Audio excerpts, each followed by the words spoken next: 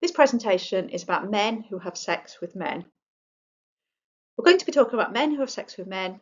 We're going to be talking about explicit and sensitive topics and referencing sexual behaviour. My name's Mel Gadd and I'm a sex educator with Cwmni Addysg Rhyw Sex Education Company.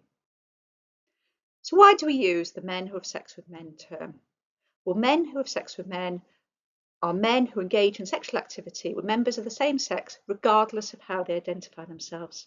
Some men who have sex with men may self-identify as being gay, bisexual, or heterosexual, and it refers to people who have a penis and who engage in penis-in-anus sex, otherwise known as anal sex.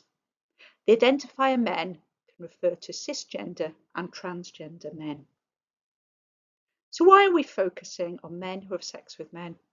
It's important to take preventative measures to avoid catching HIV or other STIs during sex, as the risk is proven to be greater for men to have sex with men than for other people. This is because the lining of the anus is more delicate than the lining of the vagina and is therefore more at risk of becoming damaged during sexual activity. So you're having sex. Let's talk about some general safety. Who are you with and who knows where you are? And what can you do if you don't feel safe? It's really useful to have a personal safety plan for these situations. Communicate your boundaries clearly about what you want to do and don't want to do, and check that your sexual partner feels safe too. Consent is the most important thing. Sex is your choice, but it's also the other person's choice too. Be sure that all parties are fully consenting to everything you do together.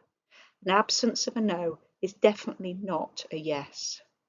And remember, people cannot legally consent to sex when any alcohol or drugs have inhibited their choice making, if they're asleep, unconscious, or they're forced or tricked into sexual activity.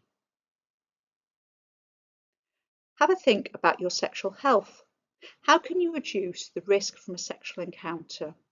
Condoms are a cheap and easy way to prevent most sexually transmitted infections. They're 98% effective and they're free from lots of different services. Consider regular STI screening.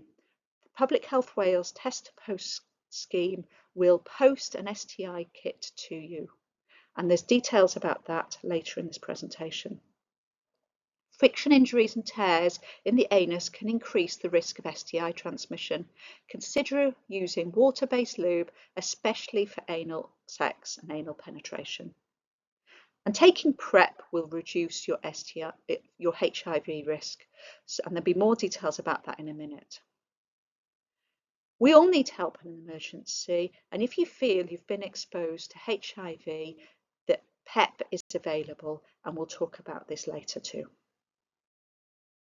So pre-exposure prophylaxis, or PrEP for short, reduces your risk of contracting HIV. PrEP is available to Welsh residents for free, and that includes temporary residents who are studying here. PrEP is for people without HIV who are at very high risk of getting it from their sexual behaviour or their potential exposure to HIV infection. So if you're HIV negative and don't always use condoms, then PrEP could be for you. It could help reduce your risk of getting HIV. PrEP does not prevent against the transmission of other STIs, such as chlamydia, gonorrhea, syphilis, and you'll need to use condoms to protect against these. To learn more, you can visit Sexual Health Wales, and there's a QR code for that website later. What else can you do to protect your sexual health? Well, there are vaccines for HPV, hepatitis and Mpox, and you can access these through your sexual health clinic or through your GP. PEP is a treatment used to reduce the risk of acquiring HIV if you have already been exposed to the HIV virus. You must start the treatment as soon as possible after you've been exposed to HIV. PEP makes infection with HIV less likely. However, it's not a cure for HIV and it doesn't work in all cases.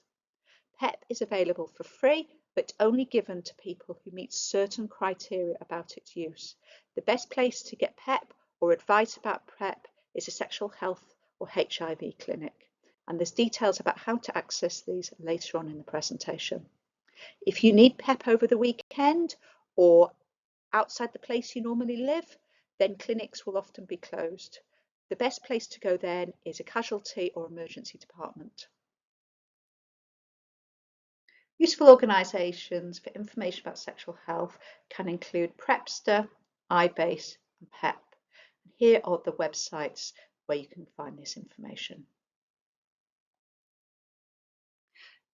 Under Bangor, student services have external and internal condoms available, dams and lube available for free from the student centre in the Students' Union and from the accessible toilet. They also have free STI test and post kits from Public Health Wales that you can access and then post off for an STI test. The Student Wellbeing Service has a range of different services available, and they can support you around sexual violence, harassment and your mental health. And you can access their service information through the QR code provided here.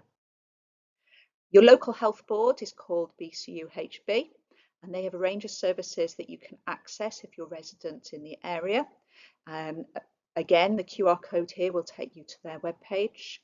They're friendly, they're non-judgmental, they're confidential. All services are free and you can access STI testing treatment, contraception services and HIV services as well.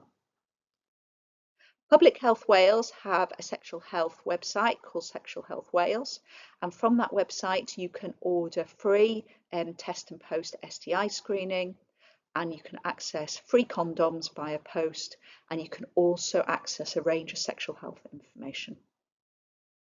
This is one of a series of 9 video presentations on relationships and sexual health topics and has been commissioned by Under Bangor. It was delivered by ourselves at Cwmni Addysg Sex Education Company, and for more information about us, you can access that from our website. Goodbye.